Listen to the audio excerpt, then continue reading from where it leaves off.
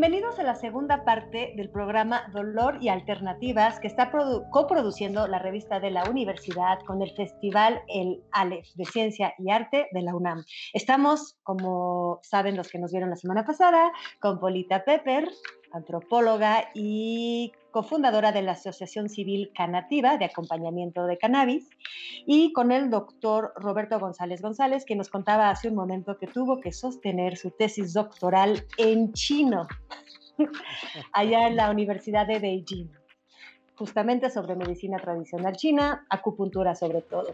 Pues bueno, nos fuimos del programa pasado hablando de la resistencia a las terapias y a las medicinas alternativas. Estábamos hablando de la falta de información en torno a la medicina integral y cómo tanto la acupuntura como la medicina tradicional china, que también incluye, por supuesto, herbolaria y otras técnicas físicas, como la terapia canábica, participan de algo muchísimo más, diríamos hoy, holístico. Doctor, usted se quedó a punto de intervenir. Sí, yo creo que, bueno, estamos frente a dos paradigmas encontrados en el mundo médico. Por una parte tenemos el mundo, vamos a llamar, de la medicina occidental y el otro de las medicinas tradicionales. Estas hace más o menos 300 años eran una sola medicina. Nuestra medicina occidental no tenía lo que tiene ahora. ¿Cuándo fue la dicotomía? ¿Cuándo se partieron? Yo digo que fue en el momento en que Leeuwenhoek descubrió el microscopio. En ese momento, la medicina se fue a ubicar en un campo más microscópico, más analítico, de ir partiendo.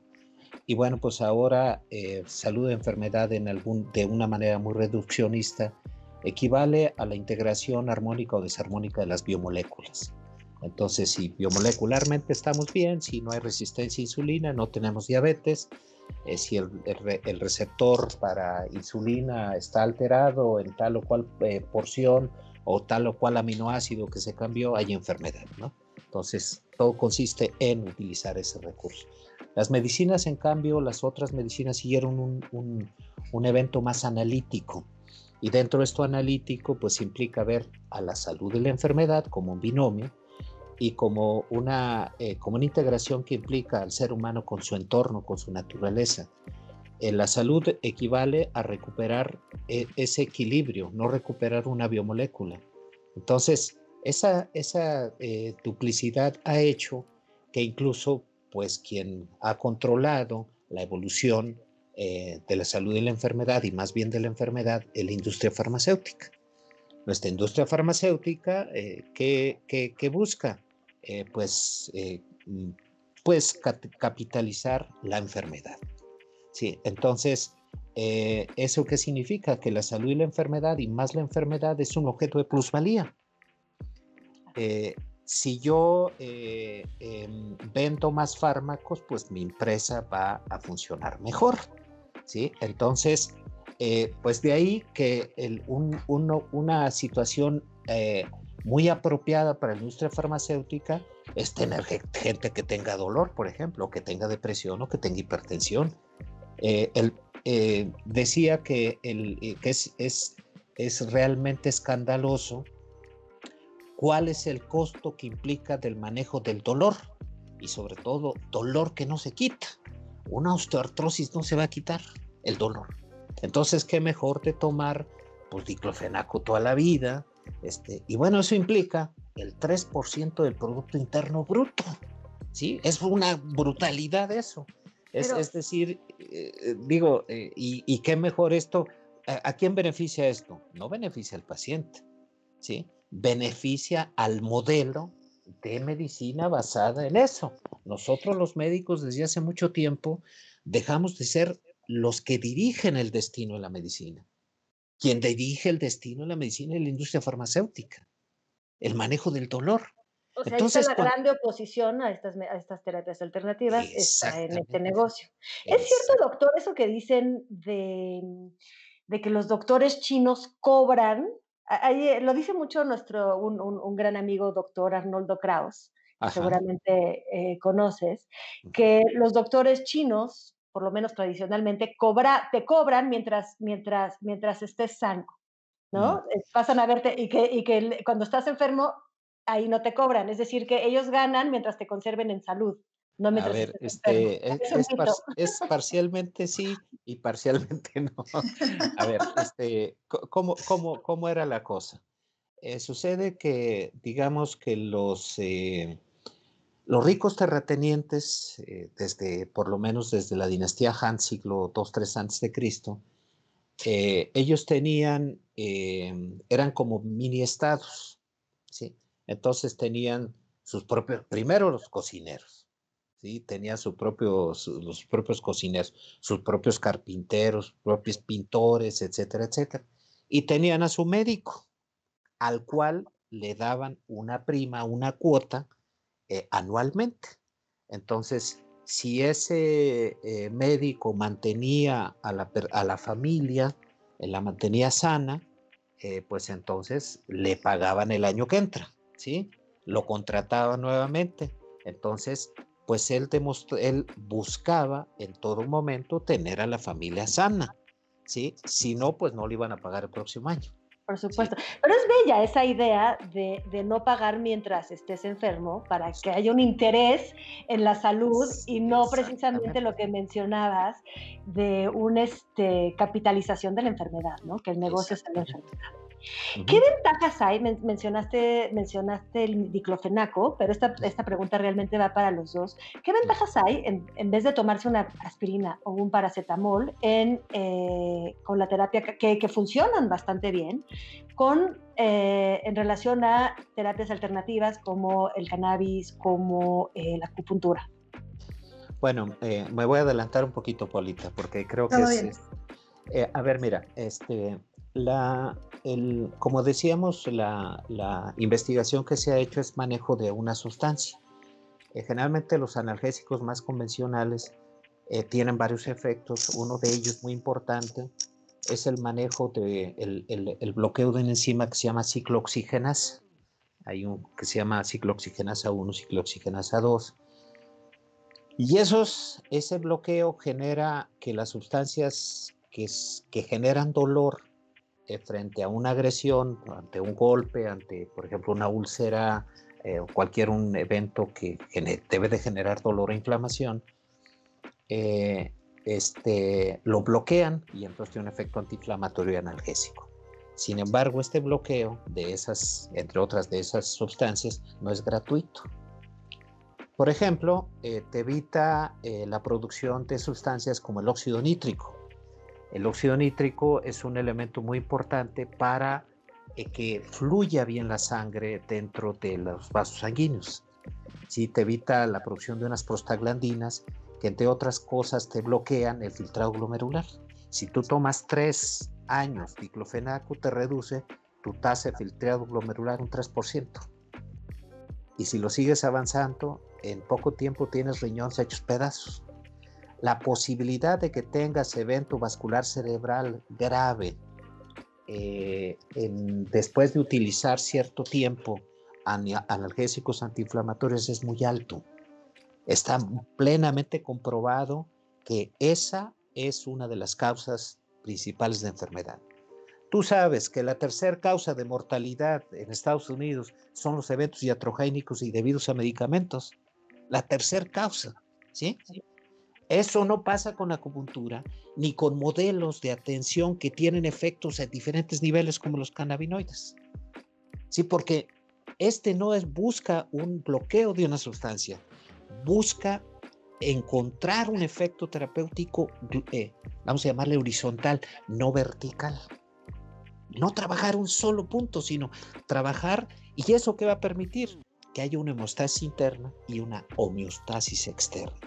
Una homeostasis externa que implica, evidentemente, el regularte mejor con tu entorno social, ¿sí? O sea, cuando usas acupuntura, cuando usas un endocannabinoides, tus relaciones con tu entorno suelen ser mucho mejores, ¿sí? Entonces, cuando tomas un analgésico antiinflamatorio, no necesariamente. Claro, es muy Sí. puntual. Y además, o sea, sí empiezan a pesar sobre los fármacos ciertos tabús, empiezan, lo que usted menciona ya empieza a ser intuido, pero aún hay un tabú más grande en torno al cannabis, ¿no, Polita? Sí, esta es una gran dificultad y quería rescatar un poco lo que muy bien explicó el doctor en términos fisiológicos. Las herramientas alternativas, las otras maneras de ver y atender la salud tienen que ver y tienen esta gran ventaja en este caso de que son seguras. Los medicamentos convencionales, la industria farmacéutica que produce estos medicamentos, normalmente las consecuencias de su uso terminan siendo más grave, como se dice, ¿no? El remedio que la enfermedad. ¿Qué es lo que pasa? ¿Por qué seguimos acudiendo a este sistema que se cae a pedazos? Porque realmente se cae a pedazos, es cada vez menos eficiente para la sociedad, porque además de que tiene serias consecuencias en cuanto a los medicamentos que se usan por un tiempo prolongado, también tiene consecuencias sociales y de esas son de las que quería centrarme más, ¿no? Que tiene que ver con esta desacreditación en ese tipo de medicina y la posibilidad que la medicina alternativa, ya sea una terapia con cannabis o una terapia con homeopatía o con medicina china o con acupuntura ofrece, es la posibilidad de reencontrarse con esa persona como un ser holístico, ¿cierto? Lo que más ocurre cuando la gente viene a hacer una terapia de cannabis o cuando empieza a acercarse a la planta de cannabis como herramienta terapéutica es que cambia la concepción de sí misma, porque entonces esa medicina que a ella le venían dando toda la vida, donde el doctor es acá y ella es acá y en 15 minutos de consulta le resuelve cualquier cosa que tenga porque el paciente que sigue es el que sigue y ese es el ritmo, cambia.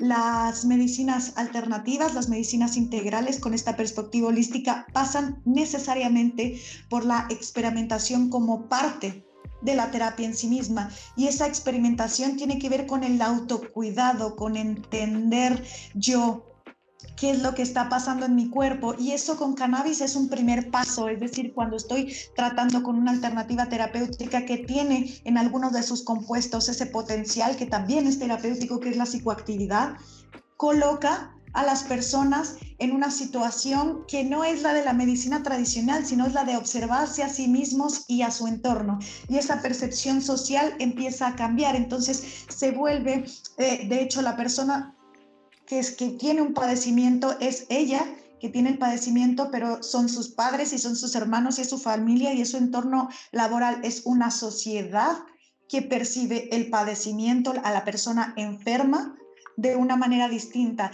Entonces, cuando exploramos estos otros caminos y cuando pasamos por una medicina, como es el caso de la planta del cannabis, que tiene compuestos de psicoactivos, esta percepción empieza necesariamente a abrirse, porque ahí donde la mamá encontró para su hija con 500 crisis epilépticas al día la cannabis como alternativa terapéutica, esa familia cambió y no va a haber Estado y no va a haber poder y no va a haber médico convencional que le diga que esa no es una herramienta y eso cambia el modelo de percepción social. Infelizmente, el problema de estas terapias y particularmente el problema de la terapia canábica no es la terapia, sino es la falta de regulación y un marco que permita usar esta medicina de una manera más segura. La planta en sus compuestos en 10.000 años de historia de la humanidad nunca mataron a nadie. No podemos decir eso ni siquiera de una aspirina. Me gustaría ¿Cierto? hablar de la historia de la humanidad, pero quisiera también decir que no solamente es el autocuidado, sino aquí estamos también hablando de autocultivo y de manera de o sea, yo no sé producir una aspirina, pero sí puedo cultivar una planta, estamos de acuerdo. Y eso cambia la relación es una semilla que yo pongo en mi casa, me sale una planta por un proceso bien fácil, extraigo los compuestos activos, los disuelvo en un aceitito y me los paso por la piel para cuando me calle, o se los doy a mi abuelita que le duele la cabeza, o los puedo usar incluso como un acompañamiento que puede ser una potencial herramienta benéfica para un tratamiento oncológico.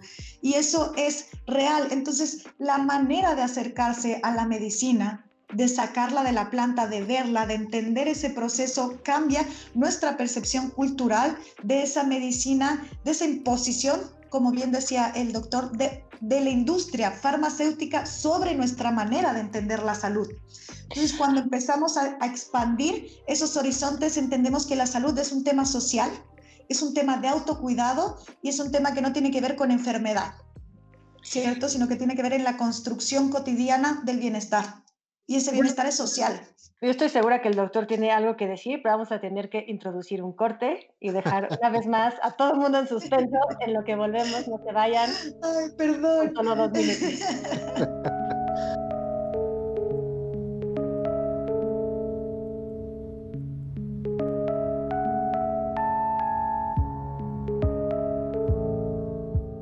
Nos fuimos a corte precisamente cuando el doctor Roberto González iba a reaccionar a los que nos proponía Polita. Bueno, como comentaba en la sesión pasada, una de las cosas es que la acupuntura se le han encontrado varios de sus mecanismos de acción en relación a la analgesia concretamente, pero bueno, pues tiene otros efectos. Cuando uno aplica una aguja, generalmente el estímulo que sea, sobre todo cuando se aplica en un punto de acupuntura, se produce un estímulo que viaja por dos tipos de fibras sensitivas al dolor, una que se llaman A delta, que es muy rápida, es más o menos rápida, y otra que se llama fibra C. Tanto una como otra tienen efectos diferentes. Y una de las cosas que se ha visto que son muy importantes es como si nosotros dividiéramos el efecto de la acupuntura en un efecto tipo yang y un efecto tipo yin.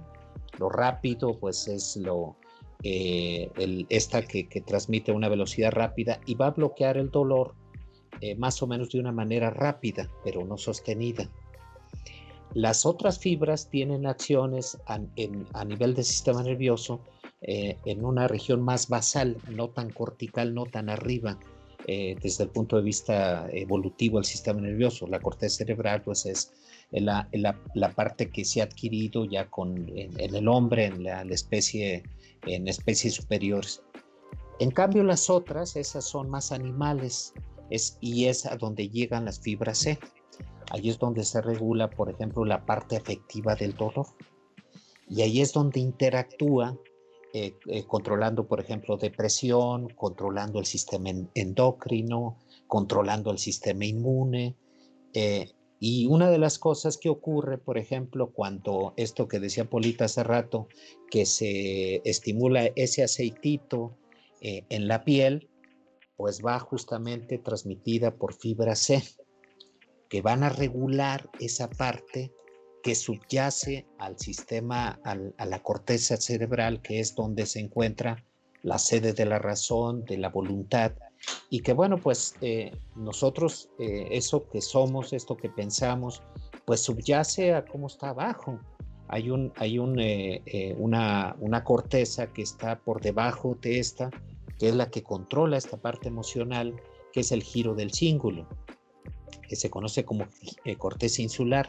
Esa parte la controla también muy bien la acupuntura y ahí es donde actúa justamente también muchos de los cannabinoides, ¿sí? Y a través de ese control emocional que regula todo lo que subyace digamos, a la corteza cerebral, es donde está, yo creo que mucho del efecto. Ahí está lo mágico, por ejemplo, el sentido que nos mueve, que nos hace movernos en una dirección y otra, y esto nos permite también mantener relaciones armónicas, disarmónicas con nuestro entorno, ¿sí?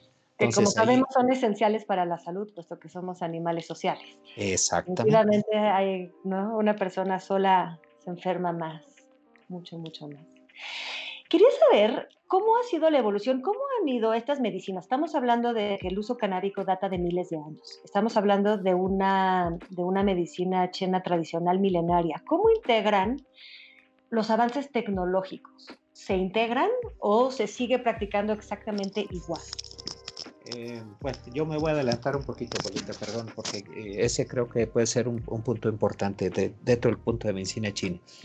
A ver, La enseñanza de la acupuntura y medicina china en China sigue siendo como, bueno, ha habido varias variantes en relación a que, por ejemplo, antes la enseñanza era de maestro-alumno. Uno llegaba con el maestro y adquiría una posición de hijo y había un clan derivado del maestro. Actualmente esto se hace en una universidad que tiene un programa de estudios. Esta es la innovación que hizo Mao Zedong, respetando totalmente los elementos teóricos fundamentales de la medicina china. Entonces, a mí me enseñaron a tomar el pulso, a ver la lengua, a hacer un diagnóstico que se llama sindromático y elaborar todo un plan de trabajo, bien sea con un grupo de puntos de acupuntura o bien sea con plantas o con un esquema de masaje que se integra todo. Sí, yo puedo empatar un grupo de plantas con un grupo de puntos. Sin embargo, la metodología que tiene la medicina china es una metodología que puede analizar cualquier evento relacionado con salud y enfermedad. Es decir, el esquema que maneja la medicina china, yo tengo, por ejemplo, que se basa en yin-yang, en 5 elementos, en órganos y vísceras, canales y colaterales. Eso es el esquema fundamental. Entonces, yo con esos recursos teóricos, yo puedo saber qué hace, por ejemplo, qué hace la citromicina, ¿sí? Yo puedo arrastrar a mi campo contextual de la medicina china qué hace la citromicina, qué hace el paracetamol, qué hace la vincristina, qué hace el cisplatino que se utiliza para el cáncer. Todo lo puedo analizar porque tiene la medicina china las herramientas para hacerlo. Y en determinado momento puedo saber cuál es la interacción que tiene la citromicina, la vincristina, en el contexto que yo manejo. Entonces puedo entender por qué después de usar acitromicina o utilizar dexametasona, la lengua de mi paciente con COVID tiene tal y cual manifestación, y por qué tuvo post-COVID y cuáles son los síntomas del post-COVID, y puedo controlar esos síntomas. O sea, es ahí donde viene la complementariedad y la integración. Sí. Polita, ¿cómo ha sido la evolución canábica? ¿Y es diferente lo que hacemos hoy de lo que se hacía hace siglos? Mira, en un sentido amplio, el uso de la humanidad en esta coevolución de la planta del cannabis ha sido una coevolución milenaria. De hecho, si no fuese producto de esa coevolución, hoy día no tendríamos el tipo de cannabis que hoy tenemos, que no teníamos hace 20 años y que no teníamos hace 40 años. La evolución de esa medicina tiene que ver con el uso y la demanda que la humanidad pide de ella. Eso es por un lado, la relación entre la planta y la humanidad, que es una relación milenaria. Infelizmente, estamos en una etapa que es medio confusa, ¿no? Si bien en 10.000 años de historia de humanidad de uso medicinal de la planta del cannabis, los últimos 90 años estamos en la prohibición de esa planta, lo que ha generado que esa relación milenaria de la humanidad y la planta sea coartada por un paradigma impuesto donde se crea, de hecho, toda una propaganda en torno a, y es absurdo, si tú revisas la propaganda prohibicionista, ¿no? A partir de toda esta política de guerra contra las drogas, es una propaganda direccionada para estigmatizar a las personas usuarias. Y esa estigmatización tiene que ver precisamente con los mexicanos, latinos en México, latinos mexicanos en Estados Unidos, potenciales violadores. Esa fue la propaganda de la prohibición. No se basaron en absolutamente ningún argumento científico. Es por eso que esa prohibición no se sustenta hasta hoy día, 80, 90 años casi después, en ningún argumento científico y no se sostiene más.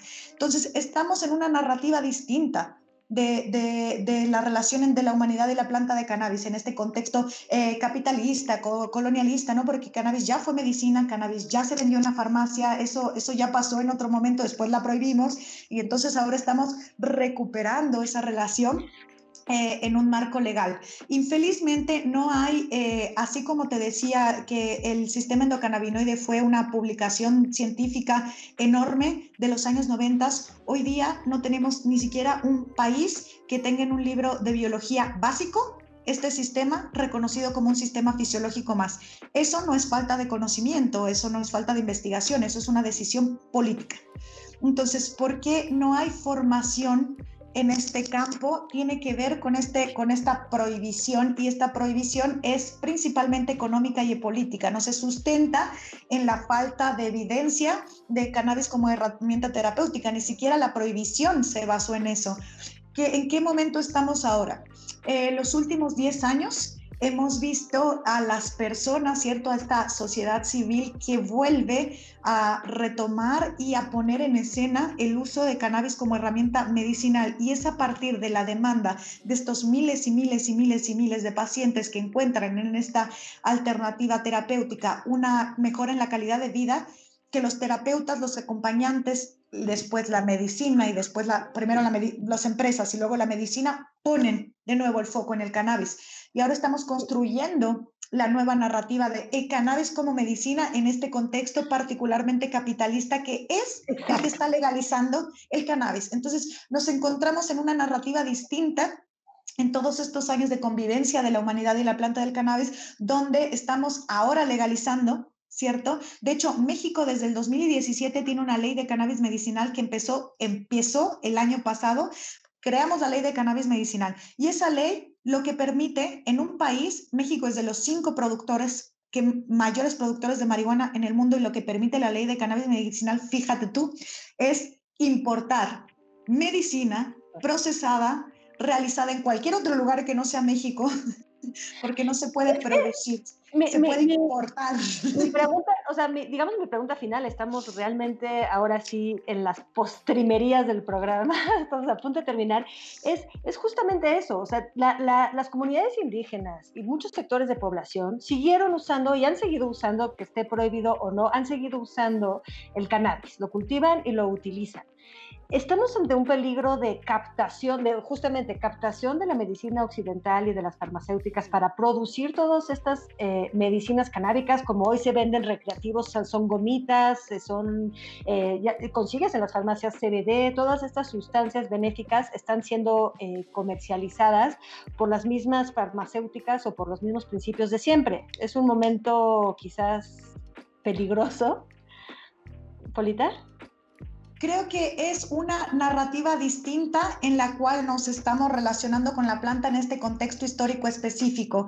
También creo que esta narrativa abre la posibilidad a retomar una relación que teníamos antes de la prohibición, que era la salud comunitaria, de cómo nos apropiamos del conocimiento de la planta sin que necesariamente el dispensario, el Estado, la industria farmacéutica intervengan, porque la relación con la planta es una relación muy simple, y si ese poder del cultivo y de la elaboración de una extracción que es bien simple de eso, lo llevamos a nivel comunitario, podemos generar una alternativa a ese otro sistema que sí se viene, que es el de la intervención de la empresa multinacional y farmacéutica, plantarse en un territorio que es profundamente corrupto y con mano de obra barata, que va a verse beneficiada de una legalización principalmente. Eso es lo que es, este es el panorama. Sabiendo el panorama de cómo nos apropiamos de esta medicina y la hacemos nuestra, tiene que ver con una acción social. Claro. Hay que pensar, desafortunadamente tenemos que terminar el programa. Creo que hubiera sido interesantísimo y será interesantísimo, si nos permiten, volveremos a hacer una charla en un futuro cercano, ver qué sucede con la herbolaria china, que es un terreno de dimensiones casi inabarcables también. Por supuesto que la farmacéutica ha tomado los principios activos de las plantas, no sale de la nada, ¿no? Entonces, ¿cómo corren en paralelo estas dos maneras de abordar, ¿no? Y de tratar o de industrializar o de socializar lo que nos da la naturaleza? Les agradezco muchísimo a los dos. Les recuerdo a la audiencia que Polito estará el sábado 29 de mayo en el Aleph, en las plataformas del Aleph, de 2 a 3 de la tarde, hablando de aproximaciones feministas al uso del cannabis como herramienta terapéutica para la salud colectiva. Y el doctor Roberto González González, el viernes 21 de mayo a las 6 de la tarde, con la conferencia que tiene la pregunta: ¿la humanidad necesita de la medicina tradicional china para enfrentar las enfermedades actuales? Muy bien. ¿Sale? Pues nos vemos en ese momento. Muchas gracias. Muchísimas gracias por la muchas invitación. gracias. Hasta luego. Gracias, Mucho gusto, Jair. Polita. Gracias a todos. Gracias a Bye. usted, doctor. Bye, Jair. Hasta la próxima. Hasta la Bye, gracias. próxima.